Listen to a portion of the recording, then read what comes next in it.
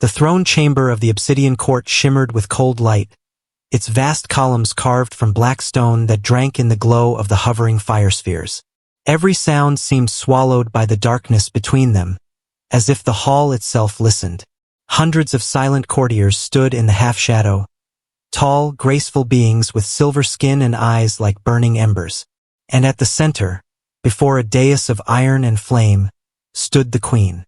Her name was Varela, last of the Flameborn, ruler of the 10 dying worlds of the Drakkar dominion. Her crown was a lattice of black gold threaded with veins of molten light. Her armor, polished to mirror sheen, reflected every spark in the room, as though she carried the night sky itself upon her skin. She was not human, and yet the human standing at the base of her throne could not look away. He hadn't meant to speak aloud. He hadn't even realized his voice had left his throat. But the words had escaped him in a whisper that hung in the air like smoke. "She's the most beautiful I've seen." The nearest guards stiffened. Every eye in the chamber turned toward him. The words, soft as they were, seemed to echo off the stone and ripple outward like a wave. And then the queen, who had until then stood motionless, slowly turned to face him. The firelight caught her eyes. They burned like 2 perfect suns behind glass, molten and unblinking. For a heartbeat, he thought she might strike him down on the spot. But instead, she regarded him with something far more dangerous: curiosity. "Who?" she said softly, her voice carrying like the hum of a dying star. "Dares to speak of me as though I am a creature of flesh?" The human, Lieutenant Kale Wren of Earth's 3rd Expeditionary Fleet, swallowed hard. "Forgive me, Your Majesty." It was admiration, not insult. Her head tilted slightly, and he felt her gaze like a blade pressed against his skin. "Humans," she murmured. "You always claim admiration before destruction." He held her gaze. "Maybe that's because we can still tell the difference." A ripple of murmurs moved through the court. The queen's guards shifted uneasily. No one spoke to her this way, not even her generals. But Varela only stepped forward, descending the dais. The movement was deliberate, almost predatory. Her armor sang faintly as it moved, each motion smooth as flowing water. When she stopped before him, she was close enough for him to feel the warmth that radiated from her skin. A living heat, like sunlight held too long. She was taller than him by a head, her posture so precise it made the air tremble. "Your kind came here bearing flags and gifts," she said. "And yet, beneath them, I smell ash." Kale met her gaze. "That's not ash," he said quietly. "That's fear. We've seen too much of our own mistakes to come here without it." Her golden eyes flickered. "And yet you look at me as if you would make another." He smiled faintly. "Some mistakes are worth the risk." The hall froze. Every alien figure behind her went still, waiting for the inevitable command. But it didn't come. Instead, the queen's lips curved slightly, though the expression was more like the memory of a smile than the act itself. "Bold," she said softly. "Or foolish." "Usually both," he said. Her gaze lingered on him for a long moment. Then she turned, addressing her court without looking away from him. "Leave us." The room hesitated. 1,000 years of protocol balked at such an order. But when her eyes flared once, the guards obeyed without a word, their movements silent as falling ash. The hall emptied until only she and the human remained beneath the great arch of flame. When she spoke again, her tone had changed, less regal, more raw. "You are the emissary sent from the Terran Alliance, yes?" "Yes, Your Majesty." "And yet you stand before me alone.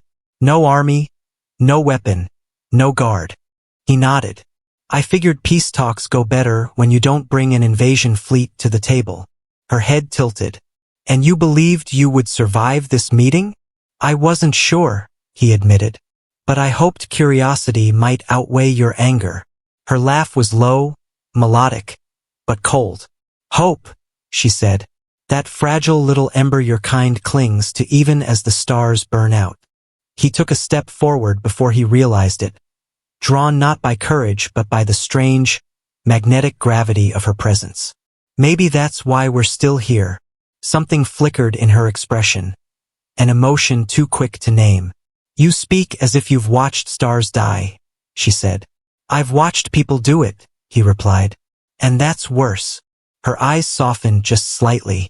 So that is what you carry, Loss. Everyone carries something, he said.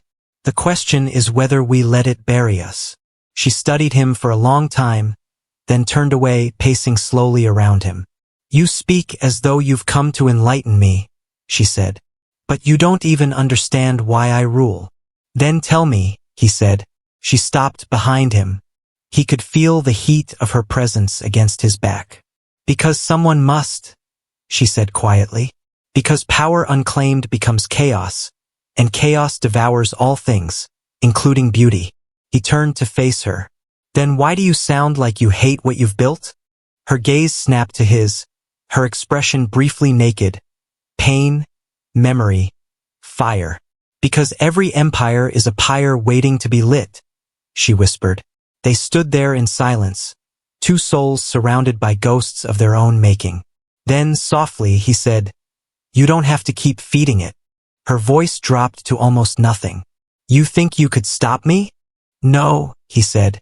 But maybe I could remind you what it feels like not to burn. The Queen's expression shifted, conflict flickering behind her gold-lit eyes. Then, almost imperceptibly, she stepped closer. You speak as if you know me, she said. Maybe I just see what you're hiding, he said. Which is? He looked into her eyes and said softly, Someone who's been fighting alone too long. The silence that followed was electric, fragile as glass. Then, without warning, the great flames that lit the hall dimmed, their glow pulling inward toward the throne. The Queen turned sharply. Someone listens, she murmured. The air shivered. A voice, deep, ancient, and alien, echoed faintly through the chamber walls. Kale couldn't understand the words, but he felt their meaning in his bones. Intruder, heretic, human. The Queen's hand snapped up, and fire burst into her palm, a living weapon of light. They think I've betrayed them, she said. They think I've allowed corruption to enter sacred ground. Can you stop them? Kale asked. Her gaze locked with his, the fire reflecting in both their eyes.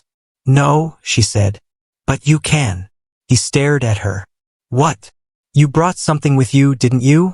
She said. A weapon that nullifies energy. He hesitated, then nodded slowly.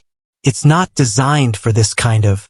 Use it, she said sharply, before the hall consumes us both. He drew the small device from his belt, its surface humming faintly. The flames in the walls began to flare violently, voices rising in a chorus of fury. Now, human, she shouted. Kale pressed the switch. The hall exploded in light and silence. For a moment, there was nothing. Then, slowly, the glow faded. The fire spheres had gone dark. The voices were gone.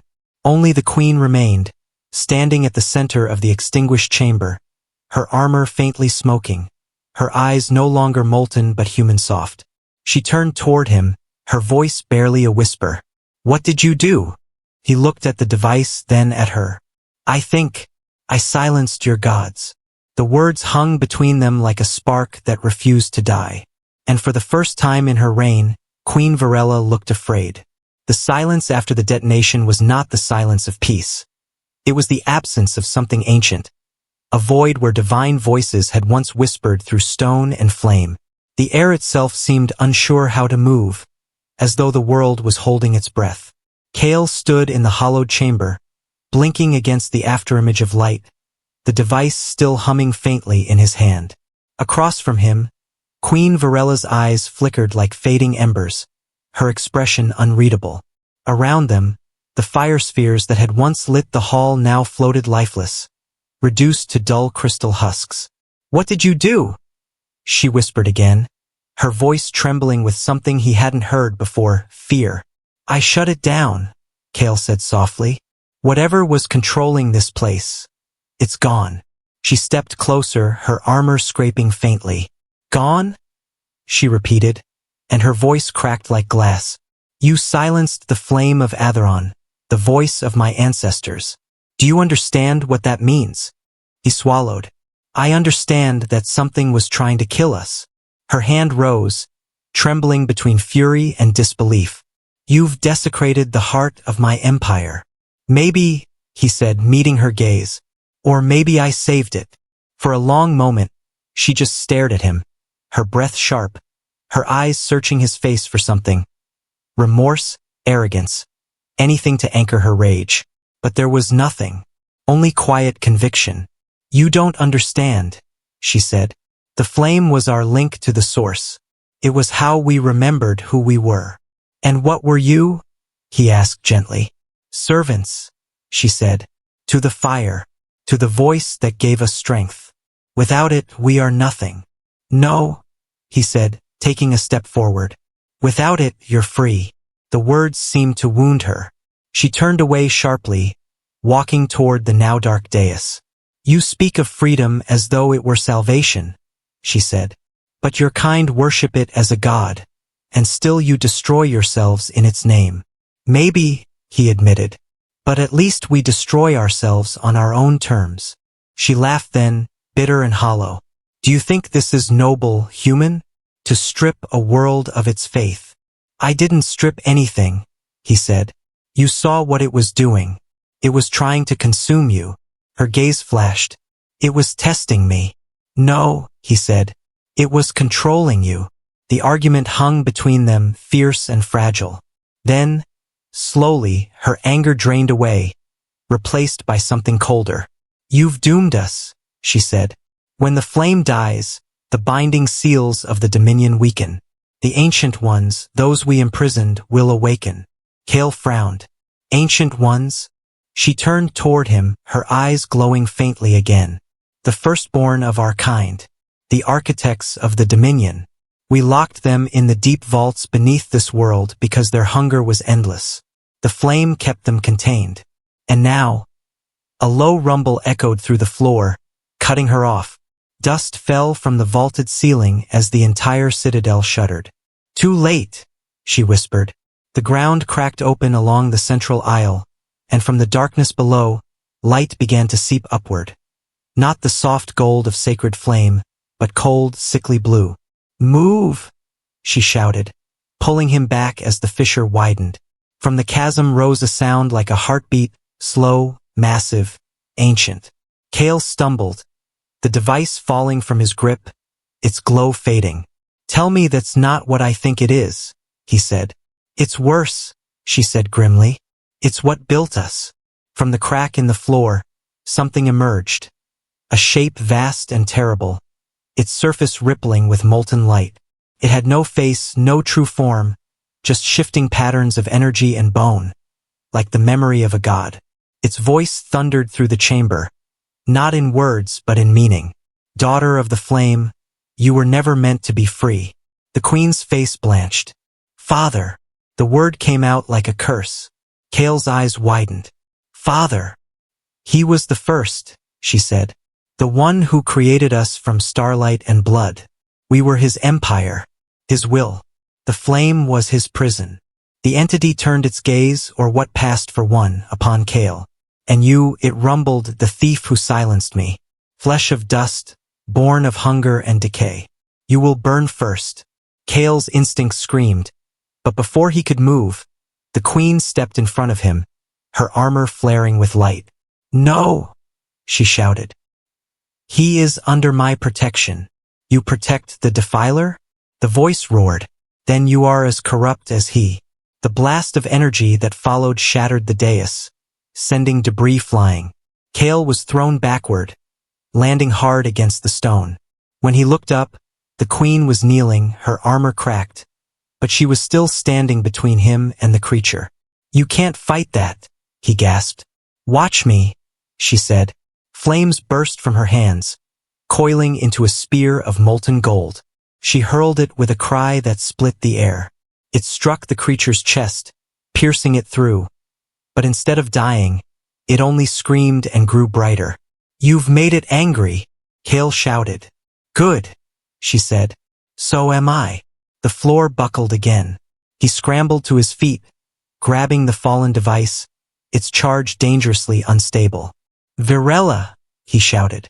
If I overload this, I can take it down.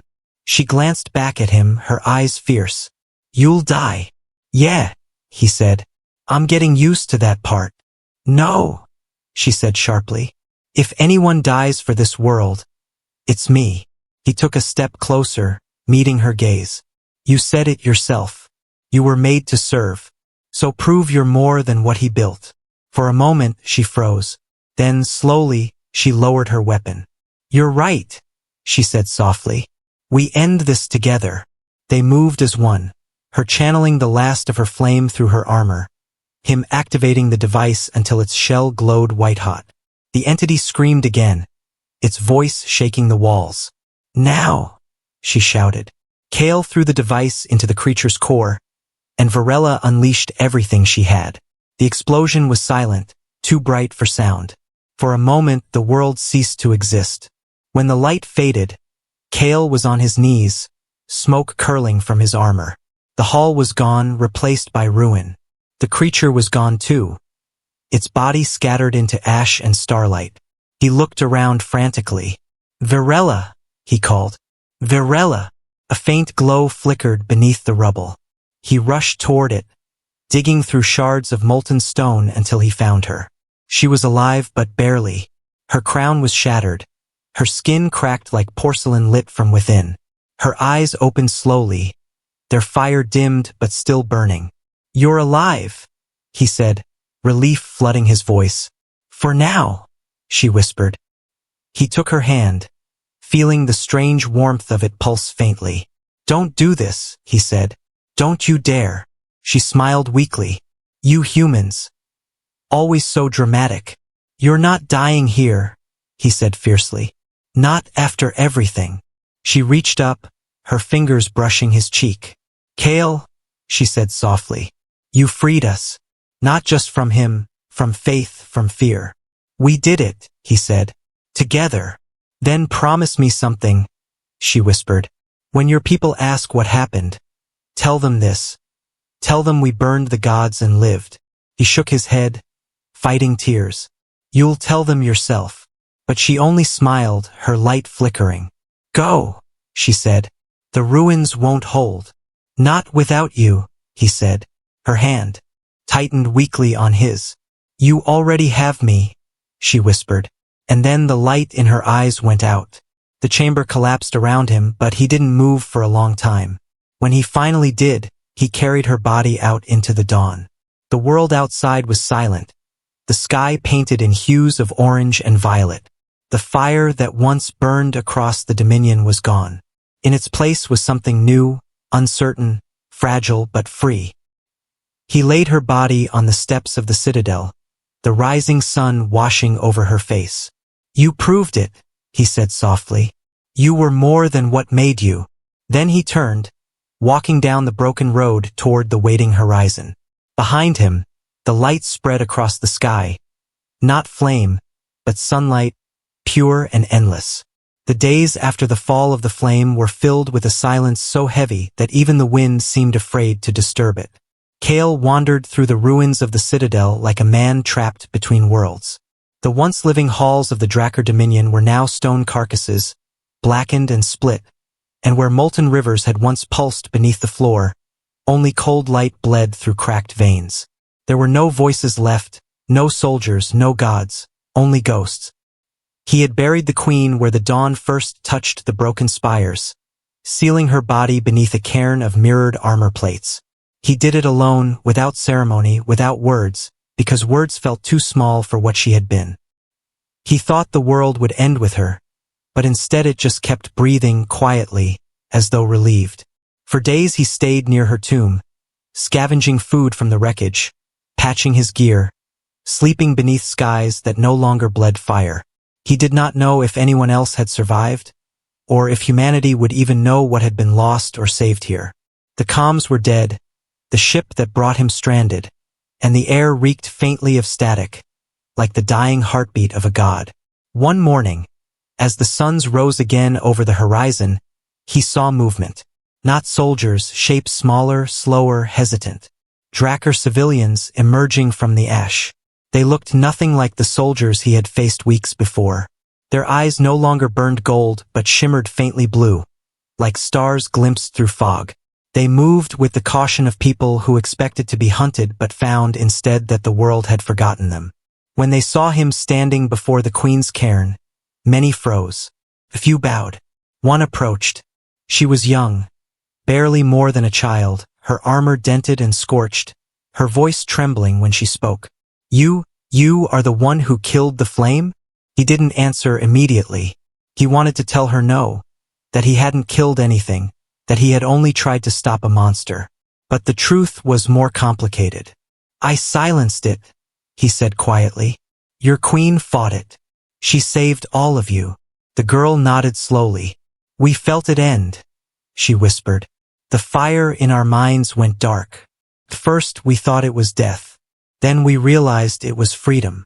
She looked up at him with eyes that did not glow like the others but reflected the light around her. What do we do now? She asked. He looked out over the ruins, then back at her. You build, he said. Not what you had. Something better. She tilted her head. Without gods. Without gods, he said. You start with each other. That day, he helped them gather survivors, scavenge supplies, and taught them how to purify water with the remnants of human tech.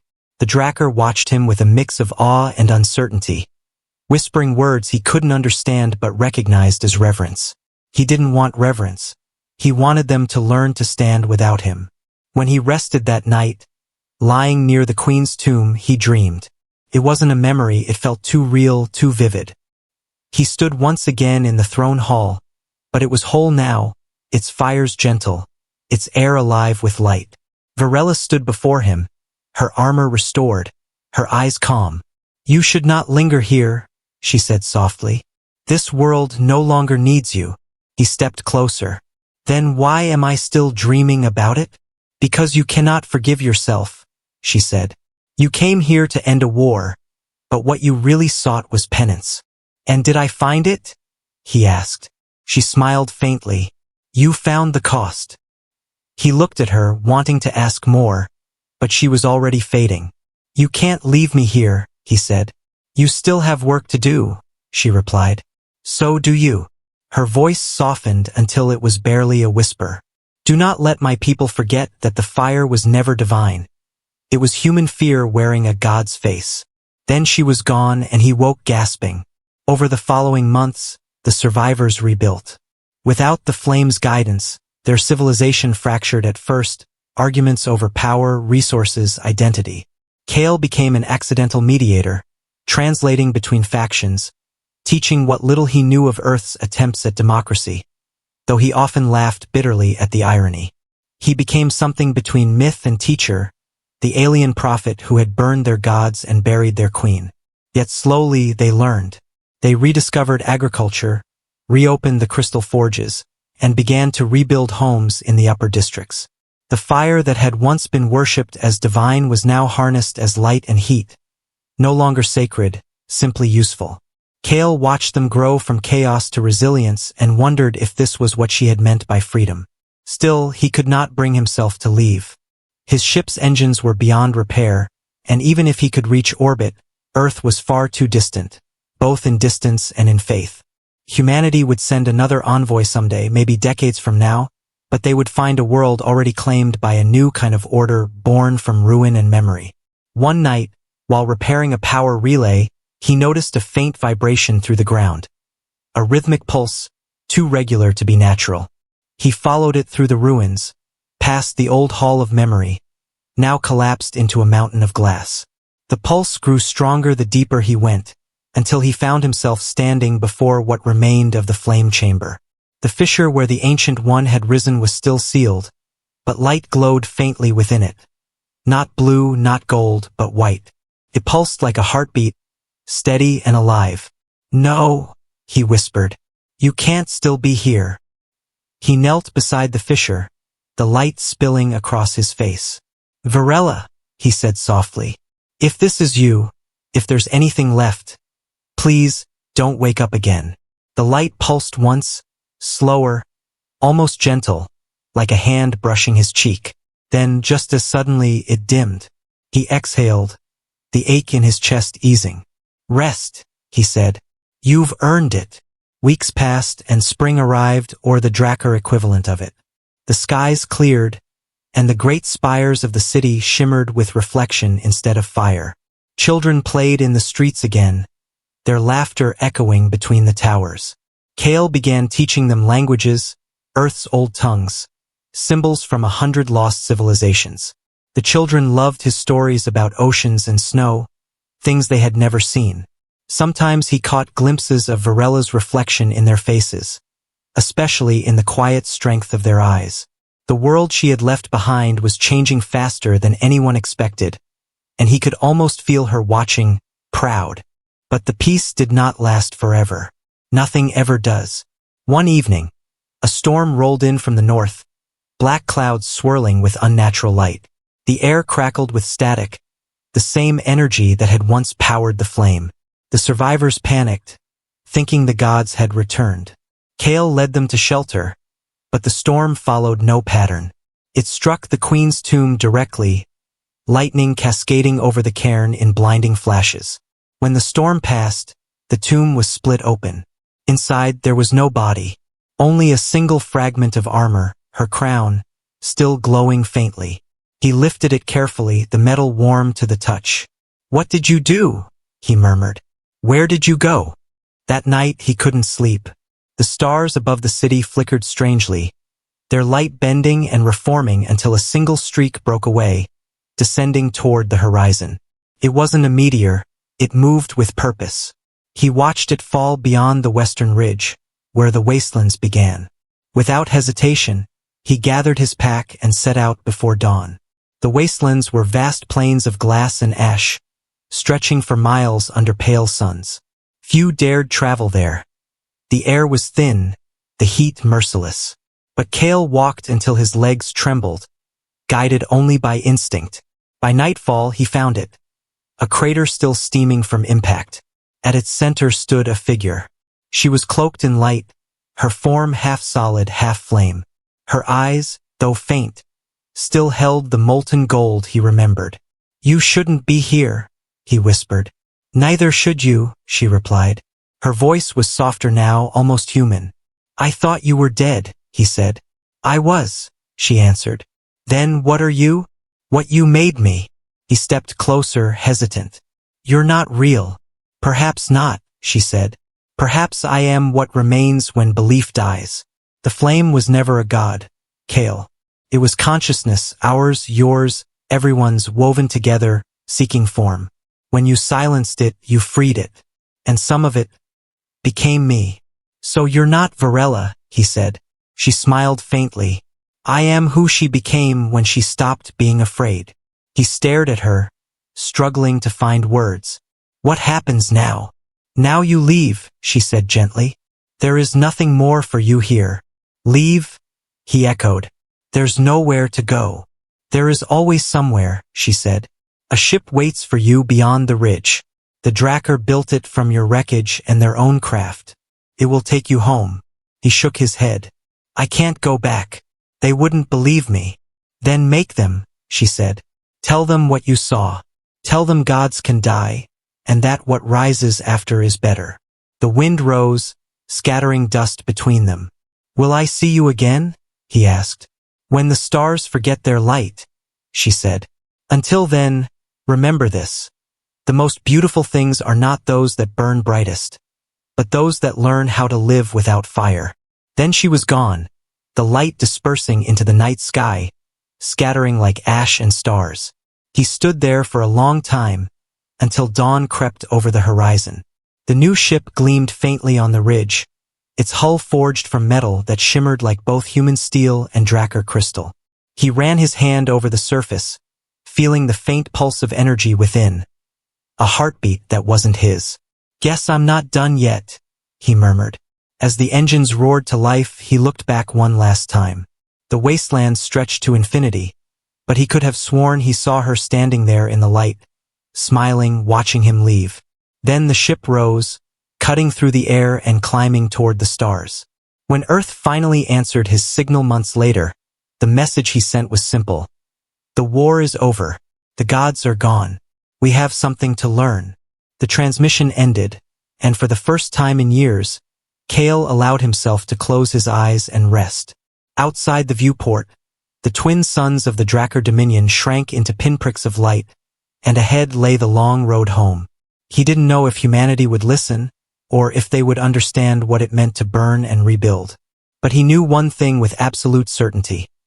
Somewhere, in the vastness of the dark, a queen without a throne was watching, and smiling at the fragile, foolish, beautiful persistence of humankind. The return to human space was not triumph but exile wrapped in ceremony. The docking platforms of the Terran frontier fleet were vast and cold, silent machines orbiting a planet that no longer remembered warmth. As Kale's ship drifted into Bay 17, tugs of magnetic light locked it into place.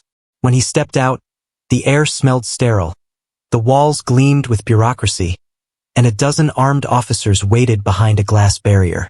He was thinner now, older, eyes dulled from light years of ash. They took his weapon, his logs, his blood, his silence, and left him in an observation cell that glowed with interrogation white. "You've been missing 5 years, Lieutenant Wren," said the woman behind the screen. Her uniform was immaculate. Her voice, practiced concern. "Your ship's records end mid-engagement in the Drakkar sector. We assumed you were dead." He stared past her at the reflection of himself in the glass. "Maybe I was. Explain that." "Not sure how," he said. "Would you believe me if I told you I burned a god?" Her brow twitched. "We'll start with something smaller." For the next week, they questioned him about the Queen, the flame, the collapse of the Dominion, the silence that followed. Every answer he gave was written down and filed as speculation, myth, or delusion. The medical scans showed residual radiation in his cells, patterns that defied classification. The psychologists noted spiritual fixation. The officers marked potential contamination risk. They called him survivor, but they treated him like contagion. Yet at night, when the lights dimmed, he would close his eyes and still hear her voice whispering through static. "Remember, Kale, the most beautiful things learn to live without fire." The words steadied him more than sleep ever could. Eventually, they released him. Technically, they couldn't imprison him. He had committed no crime, and Earth was hungry for heroes, even false ones. The news networks made him a curiosity, the man who ended an alien empire. His image flashed across broadcasts, his story rewritten until it sounded almost noble. They called the Drakkar extinct, the flame a weapon, and the Queen a myth. He let them. Fighting the narrative would change nothing. Instead, he moved quietly through the underlevels of New Geneva, the capital rebuilt from the ruins of 20 wars. He lived in a rented room above a scrapyard, teaching at a local academy where soldiers' children learned diplomacy from broken men. To them, he was a relic, a voice from a chapter the history books had already simplified. But sometimes, when a student asked about the Drakkar, he would pause mid-sentence, and the memory would rise. Her eyes like suns beneath a crown of light, her voice saying his name as if it mattered. Then he would smile faintly and tell them the truth that no textbook dared print. That peace isn't a treaty, but the courage to stop believing you deserve war. The years folded into each other. The scars on his hands faded. The ache in his chest became part of breathing. Yet he never stopped looking at the stars.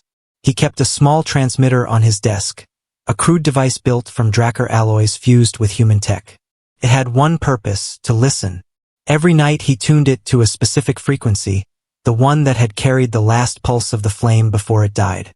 Static always, but sometimes, hidden in the noise, he thought he heard something. An echo of a heartbeat, soft and rhythmic. On those nights, he slept easier. One evening, a message arrived. No encryption, no origin. Just a faint pattern of light across his terminal, forming words in a language he hadn't seen in years. "Kale, the fire remembers you." He stared at it until dawn, heart hammering. When the sun rose, he packed a bag, retrieved the transmitter, and left the city without saying goodbye. He traveled to the outer colonies where the air was thinner and the stars felt closer.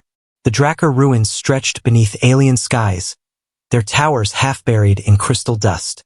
Humanity had claimed them as archaeological zones, but most people avoided the places where the ground still whispered. Kale found the site easily, the first world they had called Ellora, the cradle of the flame's last breath.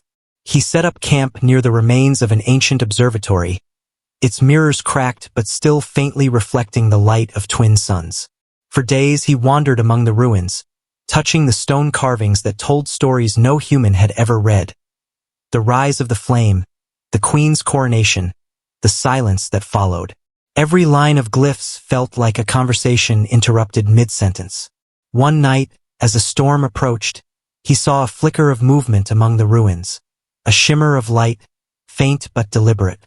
He followed it down a corridor of collapsed glass until he reached a chamber that should not have existed.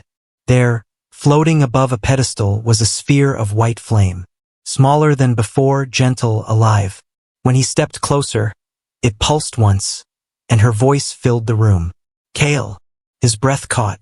You're real. As real as memory allows, she said. The flame is reborn. Not as god or master, only as witness. He stepped closer. I thought I lost you. You did, she said softly. But losing and ending are not the same. He wanted to reach out, but the air between them shimmered like heat. What is this place? The last seed, she said. When you silenced the flame, it did not die. Scattered. I am what grew from the pieces that remembered mercy. Then you're alive, he said. Not as before, she replied. But enough. He closed his eyes, the sound of her voice threading through him like a melody. I came back because... He stopped, unable to finish. Because you couldn't forgive yourself, she said. But forgiveness is not a flame, Kale.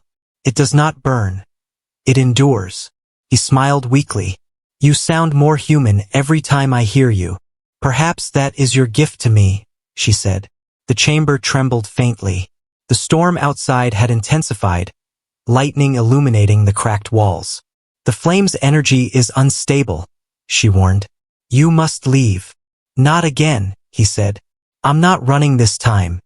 If you stay, the radiation will kill you. Then so be it, he said.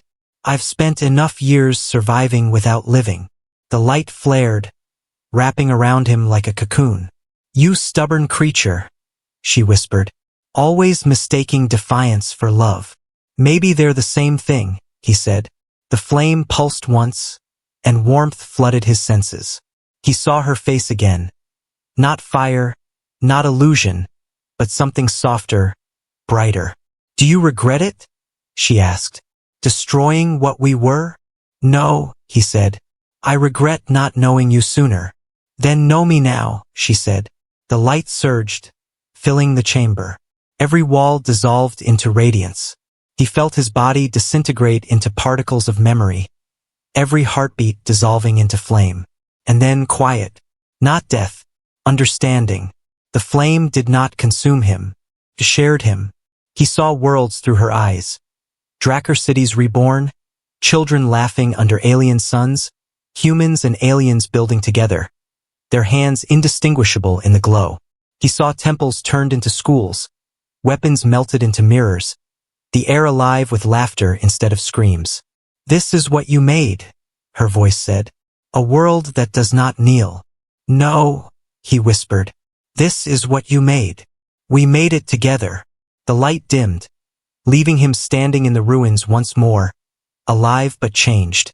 The sphere hovered before him, small now, its glow soft. It's time for you to go, she said. Your people will come. They will need a guide. And you, I will remain, she said, to remind them that light and shadow are the same song. He nodded slowly. Goodbye, Varela. Goodbye, Kale of Earth, she said, until the stars forget their fire. He returned to the ship he'd arrived in, though it no longer felt like his. The engines hummed differently now, infused with something alive, something patient.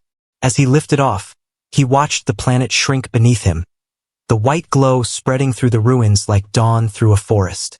He knew that someday, the story of the queen and the human would fade into legend, reshaped by tongues that had never heard their voices.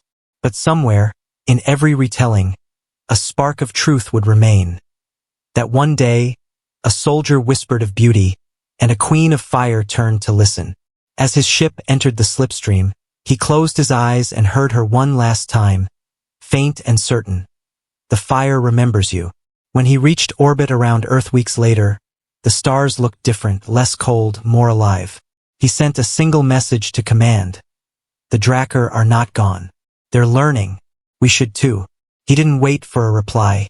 He turned off the transmitter and leaned back in his chair, the hum of the engines syncing with the pulse in his chest.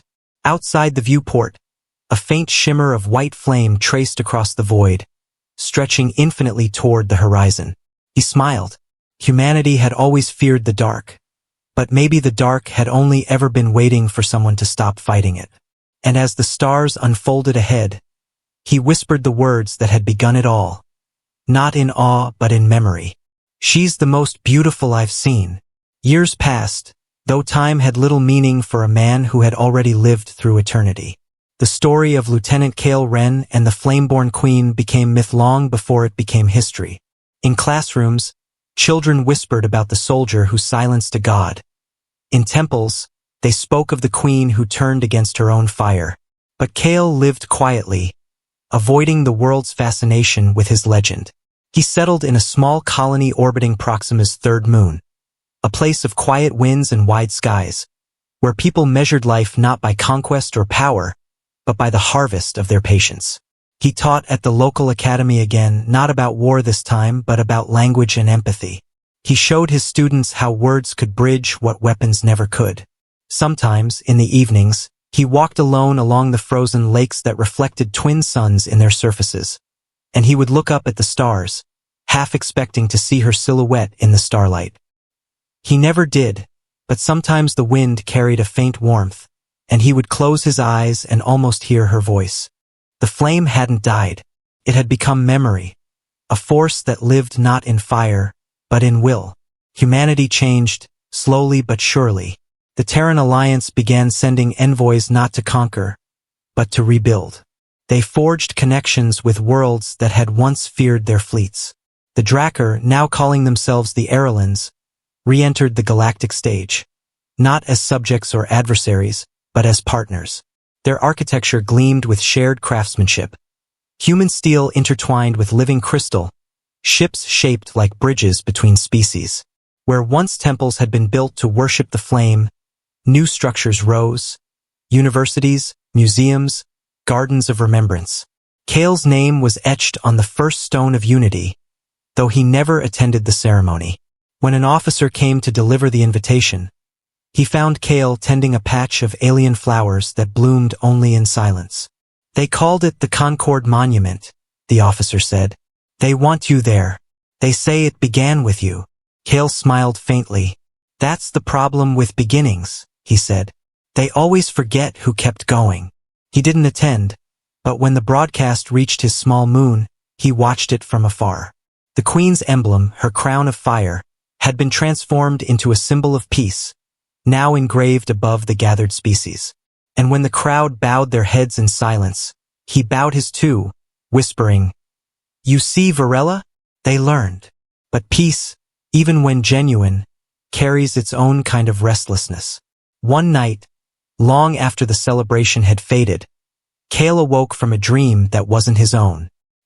He was back in the throne hall, whole and shining, and she stood before him, not as flame or echo, but as she had been that first day, radiant, terrible, impossibly alive.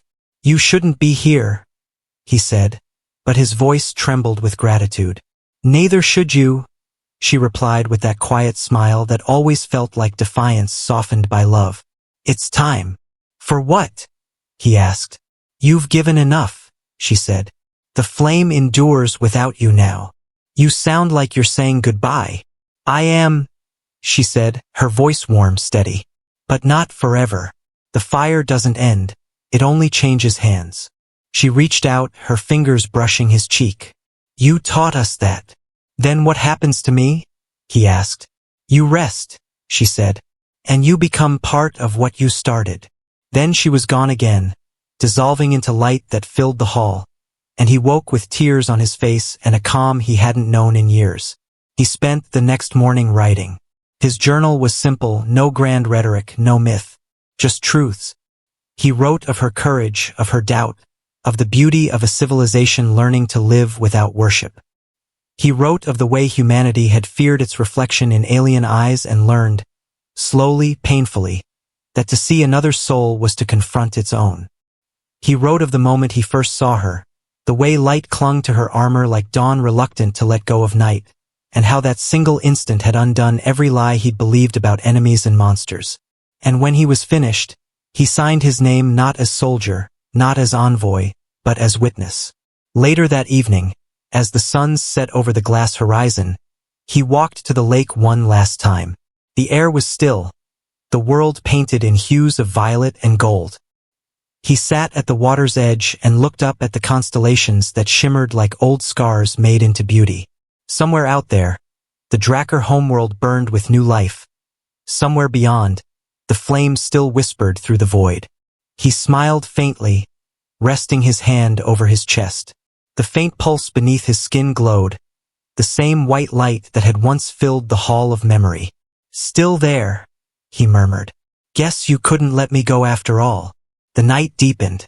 He watched the reflections of twin moons ripple across the water. The wind whispered through the reeds, carrying with it a faint hum, like a heartbeat, steady and infinite. His breathing slowed, his eyes closing. For a long time he sat perfectly still, his expression peaceful. When the suns rose again, they found him sitting the same way. The faint glow beneath his chest now faded to silver dust. News of his death spread quickly. The Terran Council declared a day of mourning, though most of humanity barely understood who he truly was. The Erelans, however, remembered. Across their worlds, they lit the white flame again. Not as worship, but as remembrance. On the steps of the Concord Monument, a single plaque was added beneath the Queen's sigil. It read, "He silenced the fire, and in doing so, taught it how to listen." The white flame burned for 7 days and 7 nights, its light reaching across the stars, reflecting off the hulls of ships, through domes of glass, into the eyes of children born into a galaxy that had never known war. And somewhere beyond sight, in the place where light and thought intertwined, 2 figures walked side by side through endless horizon. One of flame, one of flesh. She turned toward him, her smile the same as it had been the first time she looked back. "You found me again," she said. "Didn't take long," he said. "You're easy to find. You still glow too much." She laughed, and the sound rippled through the stars. "And you still talk too much." "Someone has to," he replied. "You always preferred action." "And yet," she said, taking his hand, "it was your words that changed everything."